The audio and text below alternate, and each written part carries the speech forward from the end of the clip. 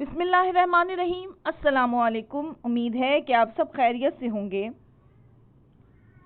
इब्न मसूद से मरवी है कि हज़रत रसूल खुदा सल्लल्लाहु अलैहि वसल्लम ने फरमाया, बेशक क़यामत में लोगों में सबसे ज़्यादा मेरे करीब वो होगा जो सबसे ज़्यादा मुझ पर दरूद पढ़ेगा। और एक और जगह फरमाया कि जिसने मोहम्मद और आले मोहम्मद पर 100 मरतबा दरूद भेजा, अल्लाह इसकी 100 हाजत पूरी करता है।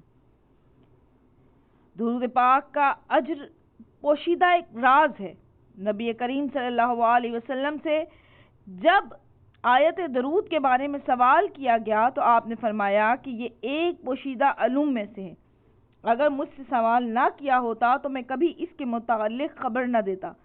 अल्लाह ताला ने 2 फरिश्तों को सिर्फ इस अमर पर ड्यूटी लगाई है कि जब भी किसी मुसलमान के पास मेरा जिक्र किया जाता है और वो मुझ पर दरूद भेजता है तो 2 फरिश्ते कहते हैं कि अल्लाह ताला तुझे माफ़ करे।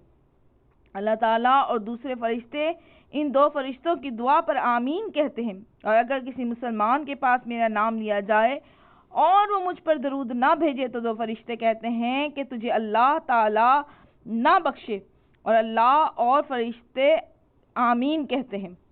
इसके अलावा अल्लाह ने आखिरत में बहुत सारी नेमतें मखसूस कर रखी हैं उनके लिए जो दुरूद पाक पढ़ते हैं।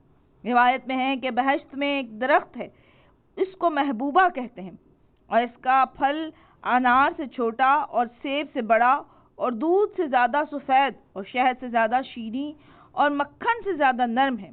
ये फल उन हजरात के लिए मखसूस है जो हर रोज़ बाकायदगी से मोहम्मद और आले मोहम्मद पर दुरूद पढ़ते हैं। सुभान अल्लाह। उम्मीद है कि आपको ये वीडियो पसंद आएगी। इसे लाइक और शेयर कीजिए, मेरे चैनल को सब्सक्राइब कीजिए। मुझे इजाज़त दीजिए। अल्लाह हाफ़िज़।